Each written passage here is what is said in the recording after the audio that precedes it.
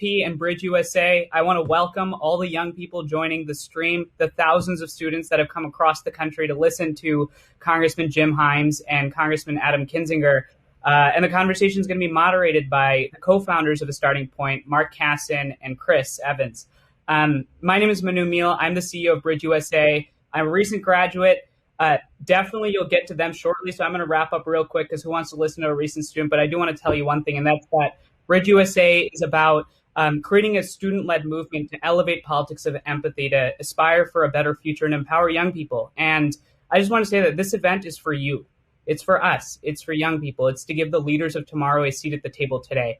And I could not be more grateful for the work that A Starting Point is doing, that you all are doing as members of Congress on the Hill, and it is really inspiring. The last quick note is, young people, this is your opportunity to listen and hear about the future of our politics, the important issues that afflict both the prosperity of our country, but also just our livelihoods as young people. And importantly, they're going to answer your questions. And I'm so grateful for that. So with that, I'll hand it off to Mark, Chris, and looking forward to listening to Congressman Kinzinger and Congressman Himes. Thanks, Manu. Well, welcome, Congressman Kinzinger and Himes. Thank you so much for being with us. I think Chris and I were actually saying today, when we talk to people and these college kids that are joining us across the country, they pretty much make us feel like we have to step up. And I think Manu's maybe an example of that. So we'll try to keep up with their level of intellect and interest. Yeah, that was a good opening, Mark. Let's see what you do. I know. I don't know we're not quite as ready. We thought we'd do this a lot, and we were like ready for prime time. But the college kids are the ones who show us we have a little more work to do.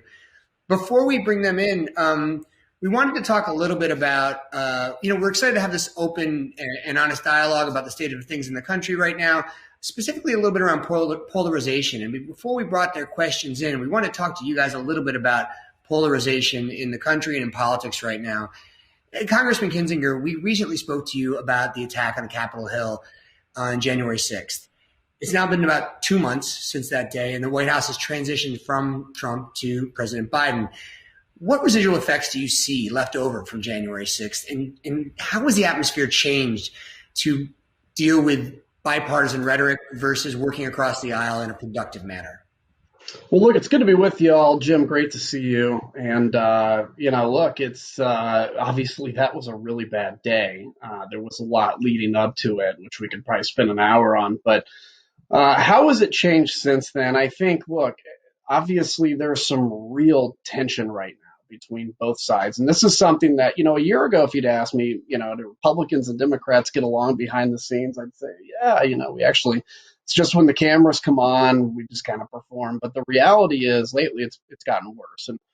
And I think, look, part of that, when the Capitol is attacked and you have people out there defending the attackers or calling them something that they weren't, there's going to be a lot of kind of anger and angst. But we can still get some things done. We are going to get some things done. It's getting better. I think, with President Biden, there'll be issues I disagree with him on, but we're going to do that professionally. That's what this job is about, is having those arguments. So I think it's getting better. I'm optimistic. And quite honestly, I think it's, frankly, the millennials, the Gen Zers that are going to have to come and save this country in the long run.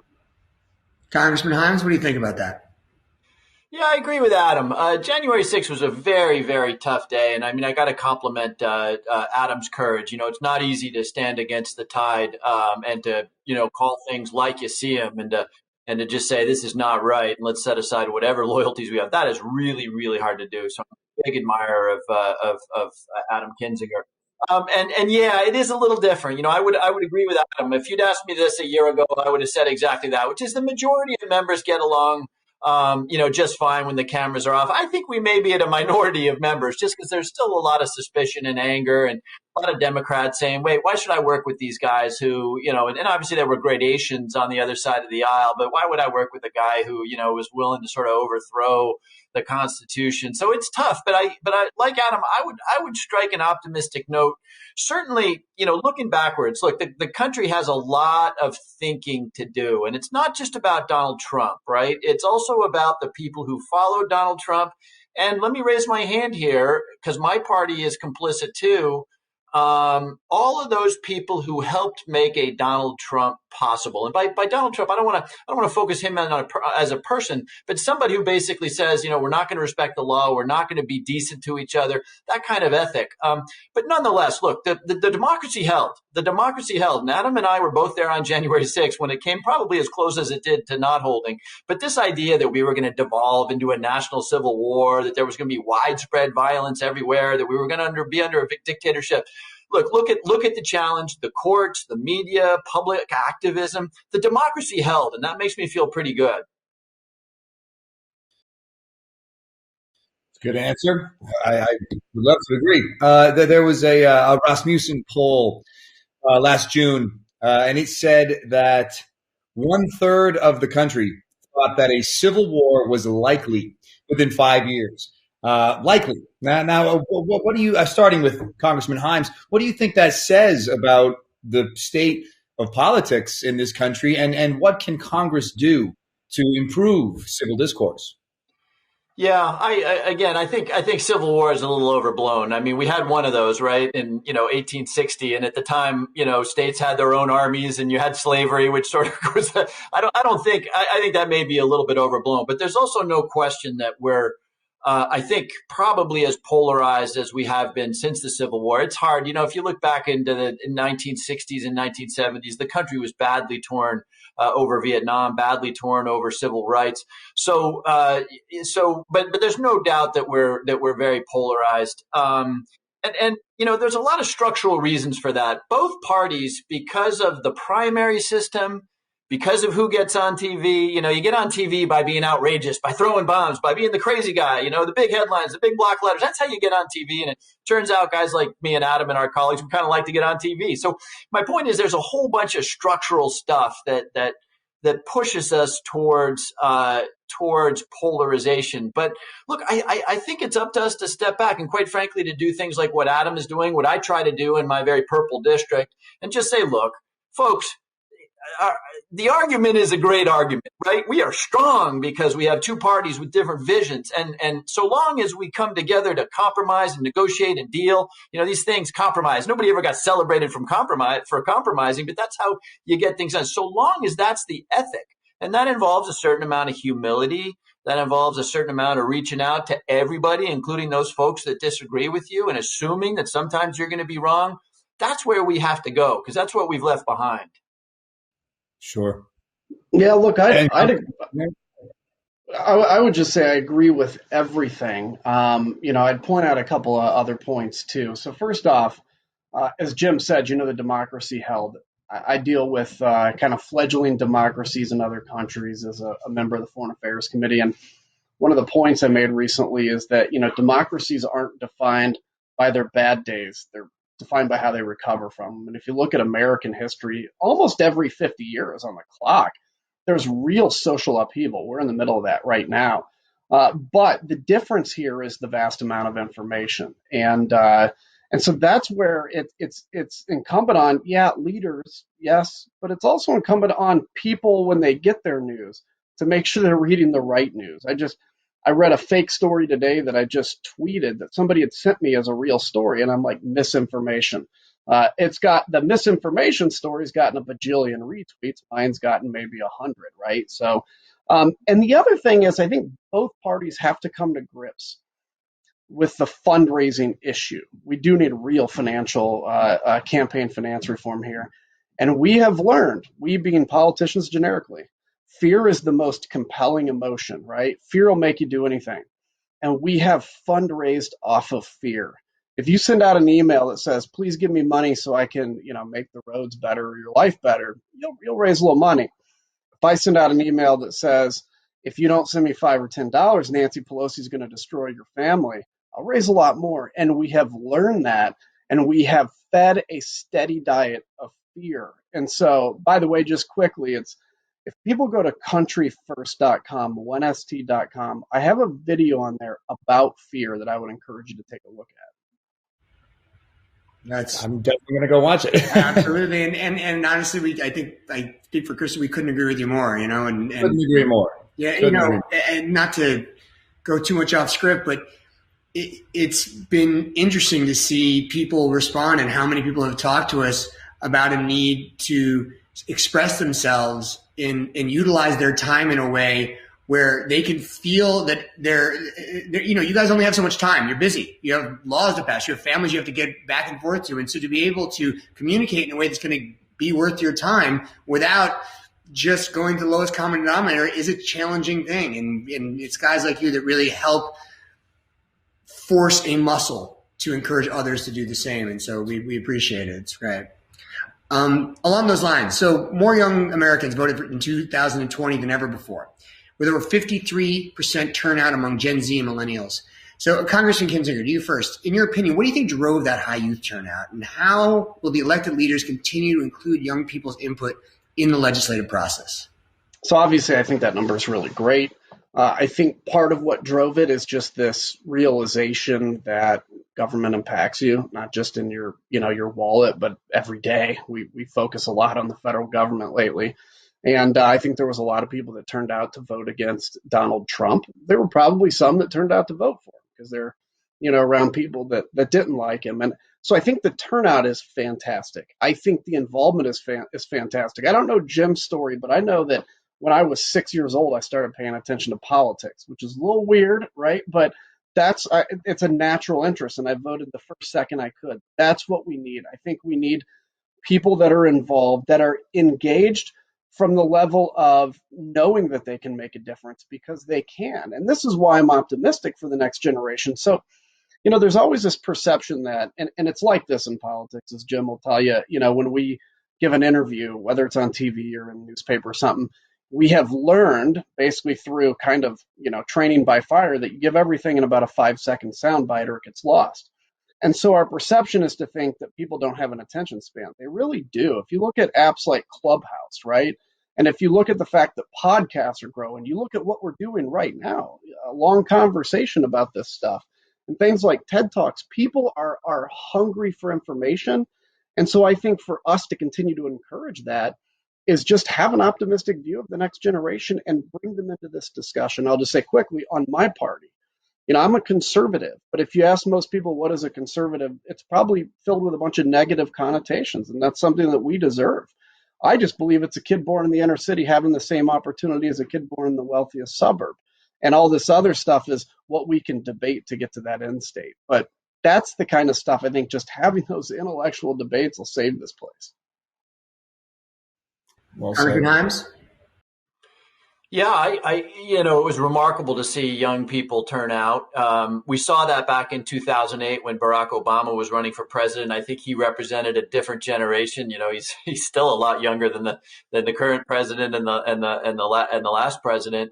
My sense is, and I come from a place that has become pretty democratic, so you're going to hear that point of view. But my sense is too that young people across the country, certainly here in the Northeast, are really, really focused on climate change. And I get it, right? I mean, Adam and I will be pushing up daisies when our grandkids are struggling with the decisions that we make or don't make today. So I hear a lot of enthusiasm, a lot of activism around climate change. I'll tell you, I'll say, again, I want to be conscious of the fact that there are people who think differently in the country, but, one of the dramatic changes I see in young people is, I think I'm a little older than Adam, but when I was in school in the 70s, the idea that, boys between the ages of 13 and 20 would be comfortable with LGBTQ rights, it's staggering. I mean, on the playground, we were brutal to each other, right? And the idea that a high school would have a gay and lesbian club. Today, I know this from my 2 college-age daughters. Today, this younger generation are totally comfortable with the idea that sexual orientation is just not a thing, right? And that people should be afforded rights regardless of their sexual orientation or gender orientation. Now, and let me add to this though, and maybe this is something that young people and frankly all of us need to hear, and it points back to what I was saying about what our role is complicit. So I just laid out 2 things that maybe the left is a little bit more forward leading on, climate change and sort of social change around LGBTQ. Here's the thing. We can do that right, or we can do it wrong, right? And here's what I mean by that. Climate change. Let's take that as an example.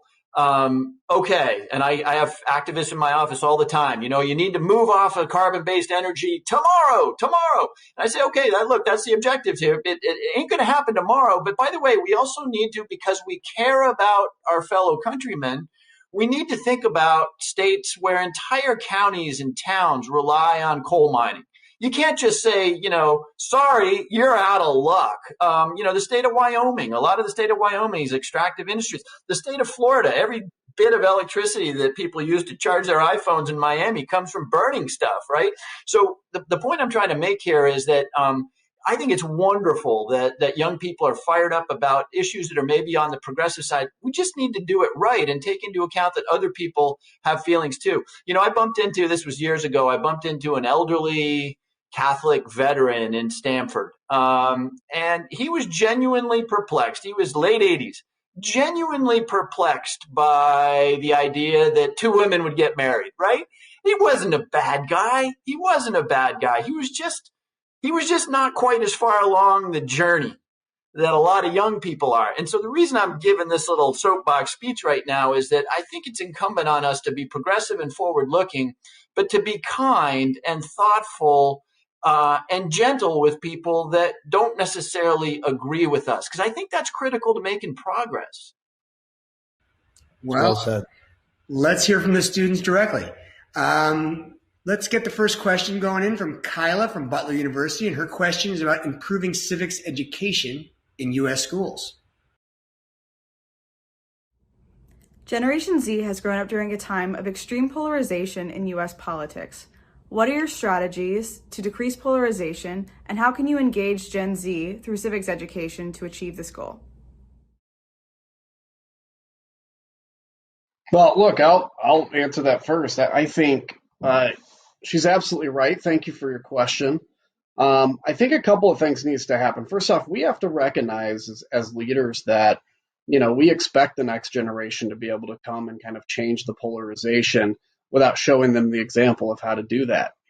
I realize that, politics has kind of been on the decline in terms of how we respect each other for probably the last 15 years at least. And so if you think about that, somebody that may be 20 years old weren't paying attention to politics when they were 5. They don't remember from firsthand knowledge how, Ronald Reagan, Republican president, and Tip O'Neill, Democratic Speaker of the House, used to go and have a beer and talk about their differences. And so I think first off, as leaders, it's incumbent on us to show more of what unites us and what's different. And I think the other thing is just making Gen Z particularly aware of the fact that, look, you're going to be in this position. You're going to be, Gen Z congressmen and women are going to happen pretty soon. They're going to take over the Congress pretty soon. So what is it you believe in? How are you going to treat people differently than I'd say maybe the current crop of congressmen and women do? And to Jim's point, it's that whole idea of just respecting each other, listening to the differences, because Jim's not right on everything. I'm not right on everything. We both think we're right on everything. It's why we believe what we believe. But the reality is somewhere in the middle, and we need to learn from each other. And so I think that kind of engagement, doing things like this, is important. And it's also on members of Gen Z, and younger millennials to actually be engaged too, do the effort to learn. Yeah, I agree with that. I often say if you want to understand our politics, if you want to understand our system, you got to study history, right? If you don't know the history of why the greatest and most powerful country on the planet has deliberately chosen to wildly fragment its power and to set up this bizarre system where you need a Senate that has 60 votes to do anything. And, oh, by the way, over here, the Supreme Court has a lot of power and the House has a lot of power. Oh, but wait a minute, you've got state governors and municipal. That's a unique way of doing things, right? That's not the way they do it in France or the UK or anywhere else. And you sort of say, well, now, wait a second, why do we do that? And then you read history and you understand that, the software of our government system was set up in response to a tyrannical king. And now you begin to understand it. And it'll also make you feel a little more comfortable about where we are today. Immigration, right? Immigration, of course, was in some ways at the core of a lot of the fighting between Trump and his opponents. Trump took this line. We all know what he said, drug dealers and rapists coming across the border. And he happened to pick on, I think, the southern border and Latinos. But folks, read your history. This has been going on for 200 years. Whoever's here last week is now picking on whoever's here next week. And that was true of the Chinese and the Jews and the Irish and you name it. And so my point is that if you study history and you have an understanding of these things, you'll see that what we go through today is nothing new. We've seen it before, and you'll also realize how we come out of it and how we do better. What does it take to do better? You study people who've made progress. You study the activism of Martin Luther King. And let me go to the other side. You study the sunny optimism of Ronald Reagan. And you see how we progress. So I couldn't agree more that, and by the way, don't do it in school or do it in school, but also do it out of school, right? I mean, one of the reasons to be committed to being involved in the gritty business of politics today is because you understand what an incredible experiment in democracy we've been. And boy, have we screwed it up at times. We've absolutely screwed it up at times. But we're an incredible, incredible experiment in democracy. And you ought to get excited about being part of that. And one of the ways to get excited about being part of that is to see the progress and the successes, even, and I should emphasize this, even as we have a whole long way to go on a bunch of issues that we actually have made over time. Next up, we have Kosi at Stetson University with the next question about your careers in government. Hi, my name is Kosi. Thank you for talking to us today. My question for you is, how have your morals, beliefs, and or politics changed from your first government position till now? That's a good question. It's a great question. Yeah. You want to take it, Jimmy? You get to go first this time. Yeah, okay. I'd like to believe that my morals haven't changed a whole lot. But I'll tell you, I was in business before I did this, and I was in the nonprofit world for a little while. And I've developed an appreciation for something which is the incredible diversity of our country. I was a banker for about 12 years. And when you work in an environment like that, you tend to see similarly educated people, similarly motivated people, but you don't see the incredible diversity that you see when you're in politics. I mean, even here in my congressional district, right, I've got unbelievable diversity. And then when I go to work in the Capitol, I am confronted with people who come from congressional districts of wildly different values. I mean, as angry as I might get with some of the folks on the more explosive side of the other side of the aisle, hey, they got elected. They had a community who said, we think you should go to the House of Representatives to represent us, and that's a really pretty cool thing to see that kind of diversity. I must say, I do get frustrated. It's kind of what I said before. God bless them. 240 years ago, our founders set up a system that was flawed in many ways, but that was certainly designed to fragment power. And so, guys like Adam and I sometimes arrive in Washington and we think, "Okay, we're here. Everything's going to be different." And it's no, it's not. We make progress by putting a whole lot of shoulders to the wheel for a very long period of time. And that can honestly be frustrating sometimes. Yeah, I fully agree. That's what can be frustrating. And I think that's what's changed from basically my day one in Congress to now.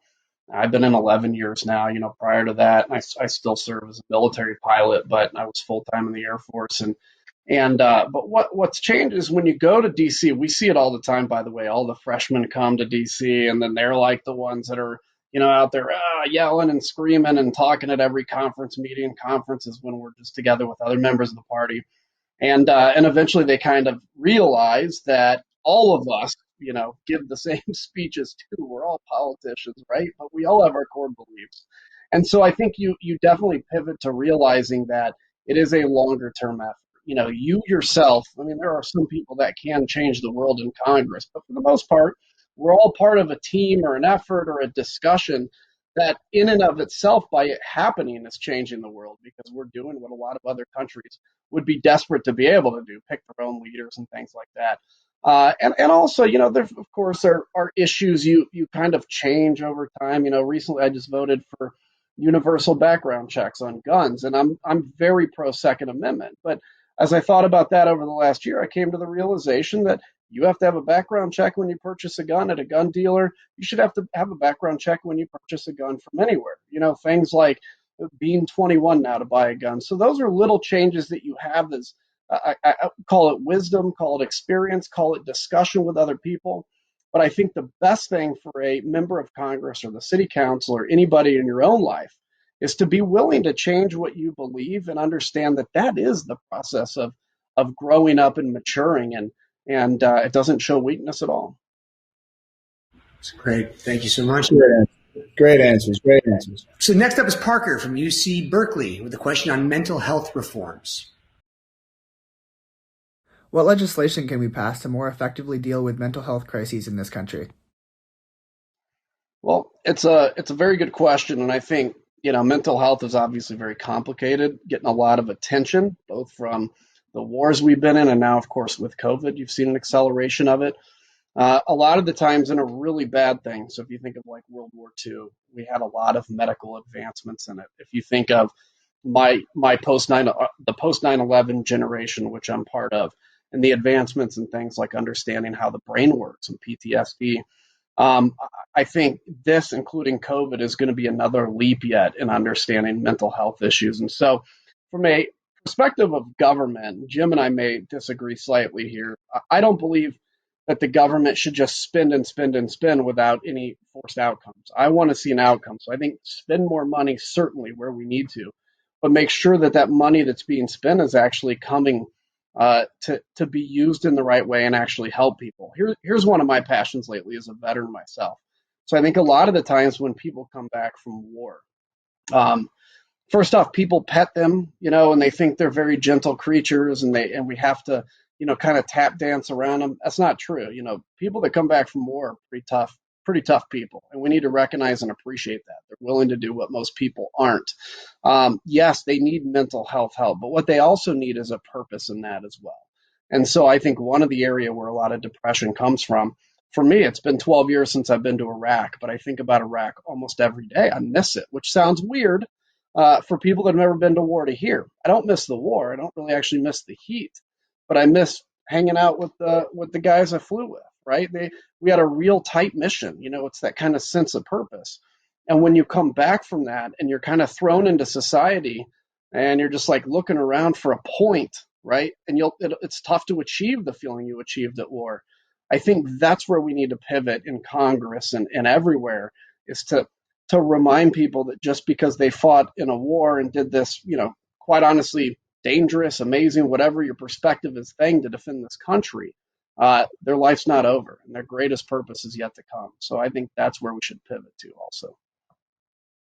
Yeah, I'm glad Adam talked about veterans and the military because he's far more qualified than I am to do it. But it's unquestionable, in addition to having a lot more veterans back from both Iraq and Afghanistan and other conflicts, it feels to me like it is different. I'm always hesitant to say, okay, it's different. It feels to me like it is different. Obviously, COVID has posed some enormous mental health challenges. But we also live in a world that's a little different than the one I grew up in terms of, opioids. We're losing thousands and thousands of Americans every year to opioids. And it's certainly different in terms of social media. And I'm not sure anybody's smart enough to know right now how social media leads people, towards or away from mental health. But one thing's for sure is that we're spending an awful lot more time staring into a screen today than we are spending talking to real people. And I suspect that's going to have some real impact. So what do we do about it? Which was the question. There's no substitute for all Americans having access to primary care. And the Republicans and the Democrats are going to disagree about the best way to do that. And that's great. I think that disagreement is really important. But we all ought to agree that one of the things we need to do is make sure that there's nobody out there who doesn't have access to help when they need it of whatever kind. And the second step, I think, is, the profession and the industry has a little bit of a bias away from mental health care towards traditional medicine, right? There's a lot of insurance plans. There's a lot of just, hospitals, you name it. A lot of the infrastructure is really about, oh, you broke your leg, you had a heart attack, you're at risk of a stroke. But when it comes to, I'm feeling deeply alienated and, it's a little harder for the industry, the profession to grapple with. But it's going to be real important. But I think, access and what they call parity, I think those two things are goals that even if we disagree on how best to get there, we've got to strive for. Now we're going to turn to Allison from UCLA. She has a question about constitutional law reform. Hello, my name's Allison. First, I want to say thank you to the people for putting this together, and thank you to the representatives for being here. My question for you is, do you think the Constitution will stand in the next decade, or do you think at some point it will have to be amended? Wow. That's to you this time. I'll go first quickly. Well, the answer, of course, is both. It's the time frame there of 10 years that makes it a challenging question. The Constitution is a remarkable document. It's remarkable. I don't mean remarkable unequivocally good, right? Remember, when the Constitution was written, it was written so that, black people had 3/5 the rights. I mean, so I'm not saying it's all good. In fact, there's lots of things I'd like to change about the Constitution, but it is a remarkable document in that it has stood the test of time, and it has stood the complete change of the society that it governs, right? I mean, let's face it. I mean, America today bears only a passing resemblance to 1787 when the document was written, right? So you got to sort of tip your hat to the remarkable resilience and the wisdom that went into it, even though, again, there, particularly in the area of race, but in some other areas too, there was some real work to do and to be done. So, you sort of have to say, wow, there's nothing really comparable anywhere else on the planet. But number two, of course, it's going to be amended. It has been, roughly speaking, every 20 years. We haven't amended it lately, but of course it's going to be amended, right? And my best guess is that maybe we've touched on some of the topics today where it will beg for an amendment. I think privacy law, privacy is really interesting. It used to be, in my parents' generation, privacy meant could the police officer walk around behind your house, right? That was pretty easy to figure out.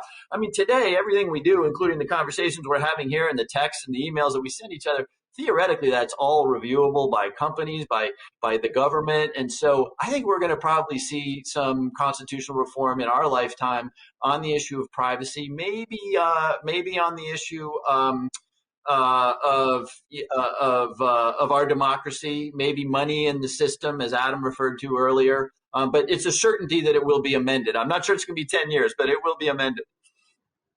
Yeah, I agree. I think, amendments part of that process. If you think of the whole Bill of Rights, those weren't in the initial Constitution. Those were amendments. And so, I think understand that it was built for that, and it's hard. It's hard to amend, as it should be. Because if you think about, there's moments and times where kind of the passion of the people wants something. And, if you think about even things like big push for a flag burning amendment.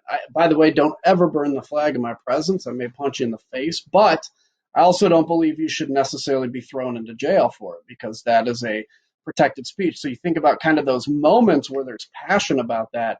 And so it's supposed to be slow. But I think the document itself, and I'm not saying this to counter Jim. I know this isn't what he was saying at all, but I hear some people kind of denigrate it because, maybe some of the founders were racist or had slaves. And of course, that's morally reprehensible. But I think we have to be careful to judge yesterday's people by today's standards and throwing out what they worked in that accomplishment. There is no doubt that if you look at, for instance, what happened on January 6th, if we didn't have a constitution that was considered basically this sacred foundational document, that's something we may not have survived, because then, you don't have the backing. You don't know where the allegiance of the military lies. You don't know what the vice president has to do. And so it is just very essential for us to, I think, understand that this is a massively important document. And if you're passionate about amendment, like, for instance, fixing the money and politics kind of thing, it's a hard job, but it's sometimes well worth it.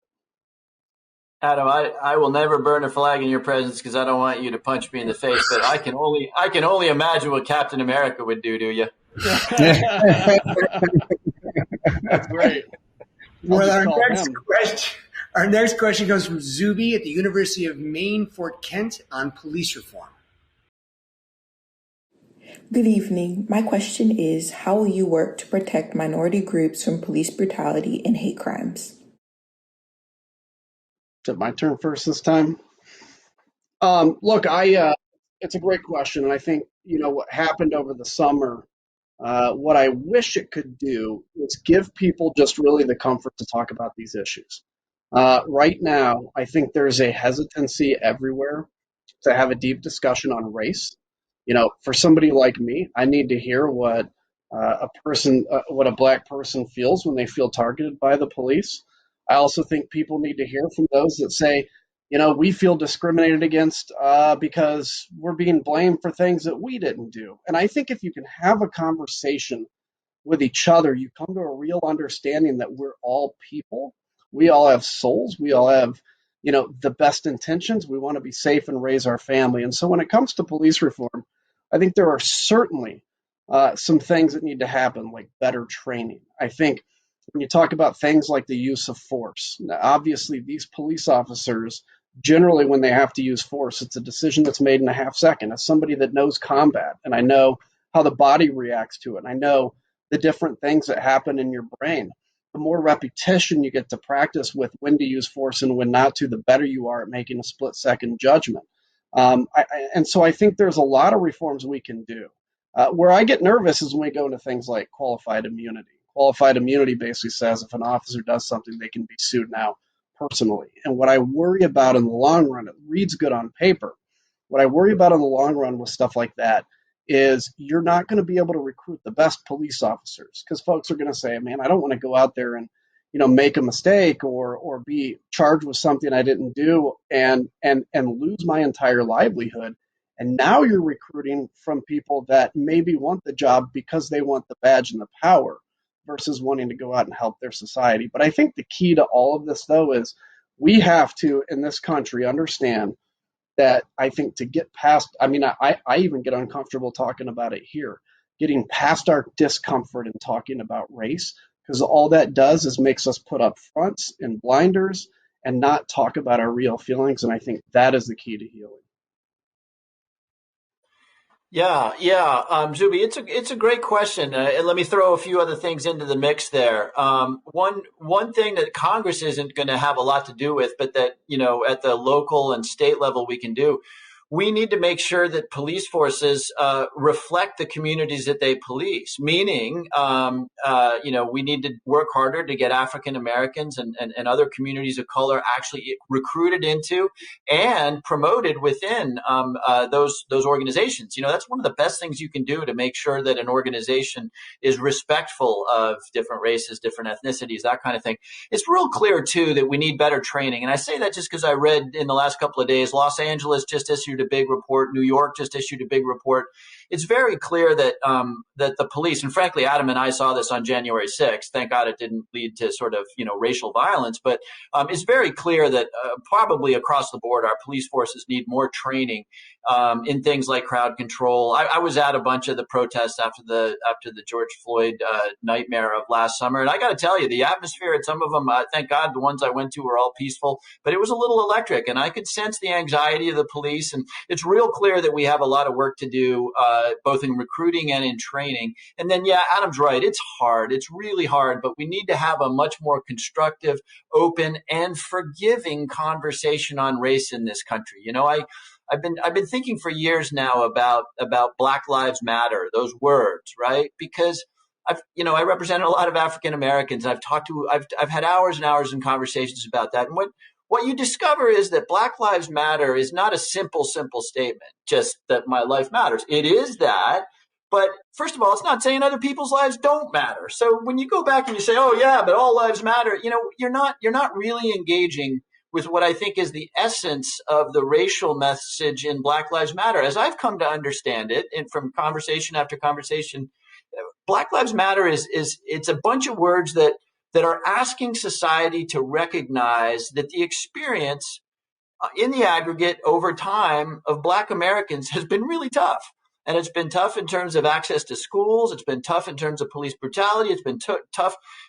I could go on and on and on. And lynchings in the South. I mean, that's the point. I think as much as I could really glean it from the conversations I had is that it's not saying that only our lives matter. It's saying that we as Blacks have had a very different historical experience than you as a white have had. And the way we have that conversation, of course, is by being humble with each other and less judgmental than we'd like to be. But again, it's pretty easy to say you got to recruit better and do training. But I agree with Adam. We've got to continue to have that conversation in this country because we are far from done yet. Sure. Well, the last question, last student question this evening comes from Maddie from Illinois State University. Yeah. What role should social media play in politics? Lawmakers often use social media to communicate their policy positions. Because Gen Z are digital natives and get much of their information from social media, do you think lawmakers should reassess how they communicate when they use social media to communicate their political information? And if so, what would that reassessment look like? Great question. Yeah. I guess I'm first. Great question. Really important question. And by the way, Adam and our colleagues, they've got a million ideas, and I'm pretty convinced that most of the million ideas are not very good ideas. So you hear break up Facebook, break up Twitter. Okay, it's not clear to me that gets to the core of the problem here, right?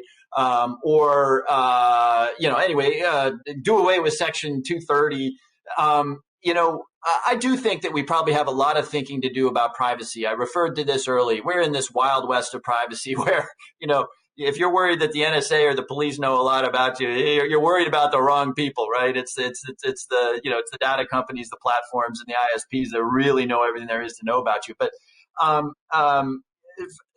want to come back to something that Adam said, because I do believe we can do better on the platforms and need to be cognizant of how powerful they are. But folks, we gotta fix this ourselves in here. And what I mean by that is Adam's exactly right. I see it all the time.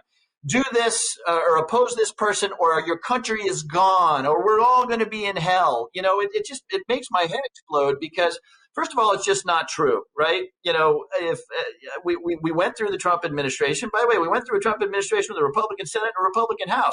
I didn't particularly like it, but you know what? The country didn't go up in flames. It wasn't game over, and we're not living in a Stalinist dictatorial hell, right? And if Nancy Pelosi and whatever, now, by the way, we're in the opposite position with the Democrats. You know what? We're going to be okay.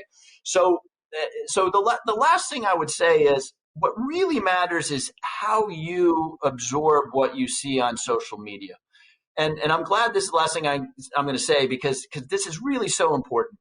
If you're sitting in front of a screen and you're getting outraged and you're so angry at that Democrat or at Nancy Pelosi or at Adam Kinzinger or at Donald Trump, and you're so angry and that person is a traitor and unpatriotic, you're doing democracy wrong. And you're contributing to the erosion of our democracy. I'm sure Adam would agree with me on this. Everything we deal with is complicated. It's shades of gray. It's nuanced. It's tough. You name it. Syria, Iran, tax policy, Social Security, Medicare. It's all hard. It's all hard. So if you sit back and look at something you see on Facebook or Twitter and say, oh, black and white, so easy. That guy's a traitor. I'm the only real American.